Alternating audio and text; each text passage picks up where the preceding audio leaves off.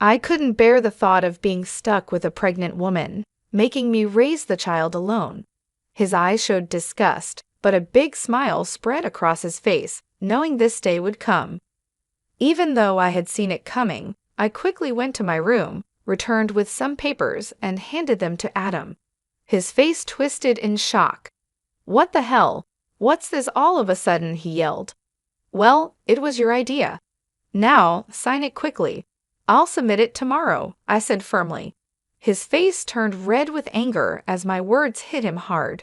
"Watch closely," I declared. "I'll make you regret how you've treated and looked down on me all this time. My name is Rachel. I'm a 31-year-old housewife. Until 5 years ago, I worked for a big mobile company. I met Adam Johnson, my boss, when I was 26.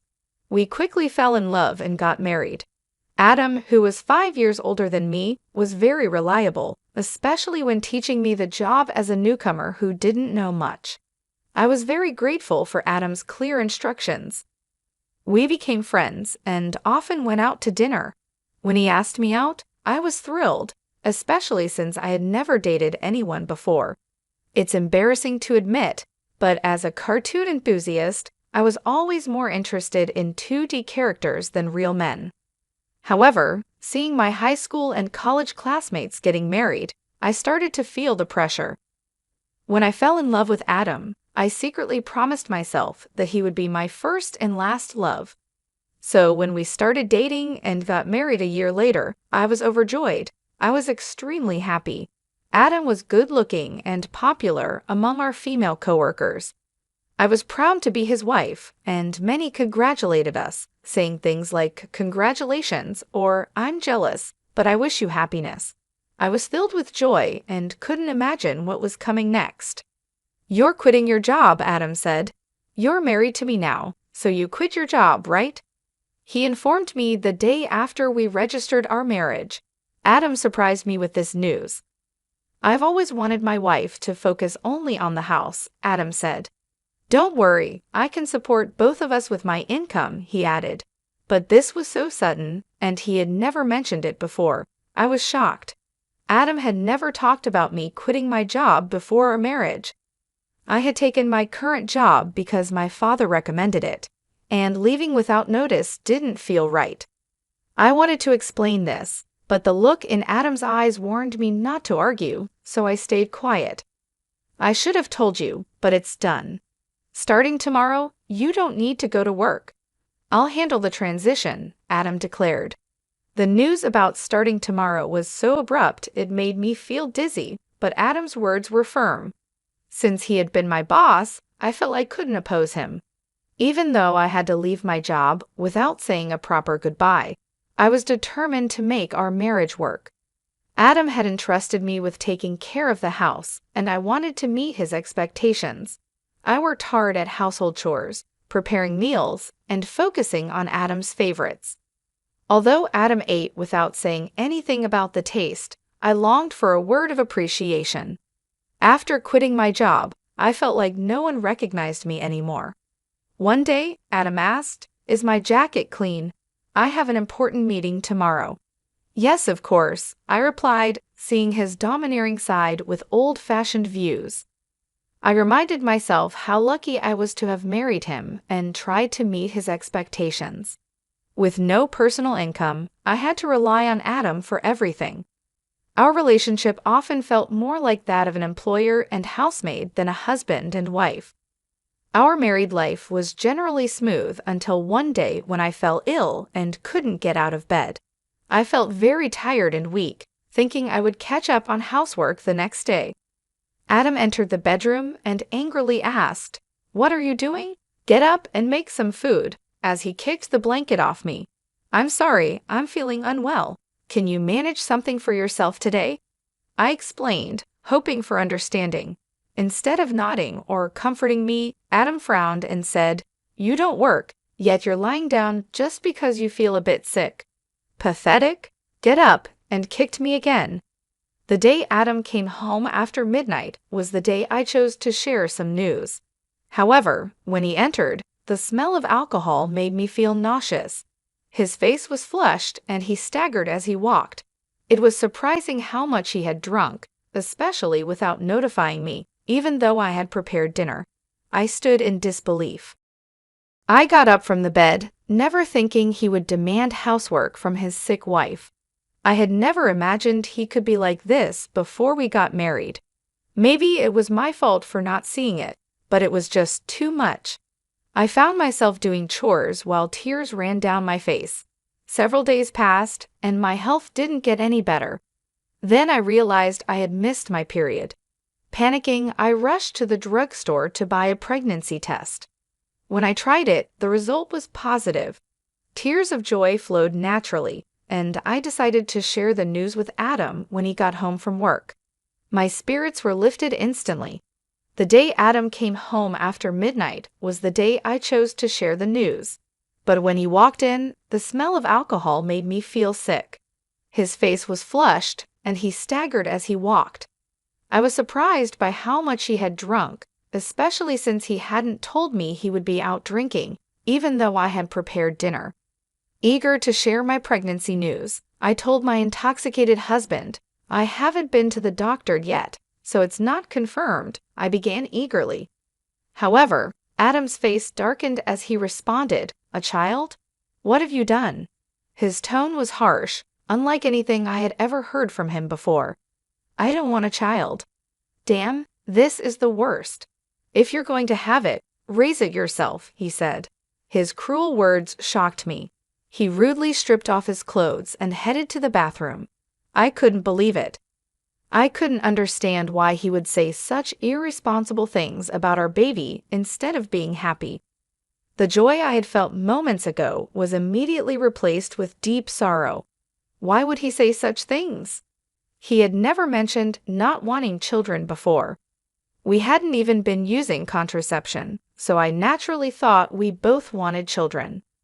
As I hung Adam's jacket and was about to take his shirt to the washroom, I noticed something else. A piece of paper had slipped out from the pocket of his dress shirt. I could tell it was a receipt because of its texture. At first, I thought it was just a receipt from tonight's gathering and was about to throw it away. But then I saw the name of the place. "Is this a motel?" My hand trembled as I held the receipt. It was indeed a motel. The shock of this discovery weighed heavily on my heart. Why doesn't Adam love me? Isn't marriage supposed to be between two people who love each other? We've only been married for just over a year. How could this be? I have been lost in imaginary romances for years, never really experiencing a true relationship. I couldn't accept this harsh reality right away, but the idea of Adam cheating started to make sense, and everything began to fall into place. Had Adam been using me from the start of our marriage? Was he truly in love with the person he was cheating with while I was just a convenient housekeeper? These doubts swirled in my mind. Was that why he reacted so harshly when he found out I was pregnant? As I struggled with these thoughts, nausea set in, and I became convinced something was wrong. Yes, there was no doubt now maybe the reason he made me quit my job was because his mistress worked there. Everything started to make sense, as if he had married me for stability, not love. The line between reality and my imagination became blurry, but I couldn't deny the cruel words he had said after learning about my pregnancy. That day, I decided to gather evidence of Adam's cheating. From then on, his cold behavior toward me was undeniable. It was as if he couldn't forgive me for getting pregnant. Even though he knew I was suffering from morning sickness, he would deliberately eat smelly foods near me and criticize my housework, forcing me to redo tasks. My pregnant body had to endure a lot, and my heart felt heavy. Despite this, I continued to investigate his affair. Adam never let go of his cell phone, even taking it with him to the bathroom, making it impossible for me to sneak a look. When I secretly checked Adam's room, it was always neat and tidy, with nothing incriminating in sight. He was meticulous at work, and his desk was always in perfect order. I realized it would be challenging to catch him off guard directly. I often checked Adam's pockets for evidence like receipts, but my investigation was difficult. I thought about hiring a detective but didn't have the money. While I was deep in thought, I received an unexpected phone call from my father. "Hello, it's me, your dad. How are you?" he asked. Surprised by his call, given his busy schedule, I replied, "Dad, what's going on? Aren't you busy with work?" "My employees have been doing well, so I'm not that busy," he explained. My father, the CEO of a company in Italy, was always a workaholic. I didn't have many childhood memories of playing with him, but I respected his dedication to his job. His unexpected call left me curious about the reason. "So what's happening?" I asked. My father then revealed a shocking truth. "Is that really true?" I asked in disbelief. "Yes, he's not the type to lie." "I want you to believe me," my father reassured me. Initially in shock and unable to respond, I felt a mix of anger and frustration as the pieces of the puzzle came together. "Thank you, Dad. I'll do my best," I replied. I thanked him before hanging up the phone. My investigation was finally paying off, but the new information also made me feel angry and frustrated. The tension between Adam and me continued to grow, and even though I was pregnant, Adam remained distant. Every time he acted this way, I felt a deep hatred towards him. Months passed, and our relationship stayed strained. Eventually, something happened that changed everything. At 9 months pregnant, I was always careful around Adam, living in constant fear. I tried to avoid him, leading a quiet and stifled life. One day, I cooked dinner as usual. When Adam came home, we sat at the dining table. As I quietly ate, Adam suddenly slammed his fork down. "What is this? It's tasteless," he exclaimed, throwing the food I had prepared onto the floor. I was shocked by his outburst and tried to understand what had just happened. The anger at seeing the meal I had cooked discarded right in front of me started to build up inside. "I've noticed you've been complaining about the taste of the meals recently," I said. Adam criticized my cooking, saying it was bland. Since becoming pregnant, I had been using less seasoning to make healthier meals. This was only temporary until the baby was born. If he found the food plain, he could have added some salt himself. Why did he have to throw it on the floor? I was about to argue when Adam sneered and said hurtful words. "I don't want a woman with a belly like a monster." "You'll have to raise the kid by yourself," he said, looking at my swollen belly with a nasty smile. I had always feared this day might come, even though I hoped for a different outcome. Quickly, I went to my room, grabbed a document, and returned to Adam. "Fine, here are the divorce papers," I said, pushing the papers in front of him. Adam's face twisted in shock. "What the hell? What's this all of a sudden?" he stammered. "Well, it was your idea. Now sign it quickly." "I'll submit it tomorrow," I responded. The truth was, I had been thinking about divorce ever since I began suspecting Adam of cheating. However, with a child on the way, I wasn't sure if I could support myself. But now I had a different plan in mind. My determination seemed to provoke Adam. His face turned red with anger. "Just watch. I'll make you regret every moment you looked down on me and tried to control me. Do you think you can survive without me? You have a baby to care for, and you'll regret this," he threatened. But my resolve was firm. I wasn't going to back down. "I'll be fine. Don't worry about me," I assured Adam. Maybe irritated by my confidence, he snatched the divorce papers and started filling in the blanks. "Here you go. If this is what you wanted, it's yours," he said. "Thank you," I responded. Adam probably didn't believe I would actually submit the divorce papers, as he handed them over without any fuss. The next day, I submitted the divorce papers and left the house. I knew he would be surprised when he came home from work and found out. After that, I moved to my parents' home, mostly because my father had returned to Australia from Italy and suggested that I stay with them. It was the right decision at the time. I was tired of my life with Adam and deeply thankful to my father. On the day I left our home, Adam called me 5 times, but I ignored all his calls.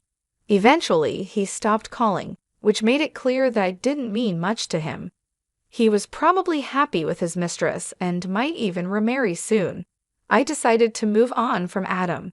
7 months passed, and I had my baby, who was born safely. I was now living happily with my parents and my baby. While I was enjoying this peaceful life with my family, Adam called again. I ignored his calls at first, but after several persistent attempts, I finally answered.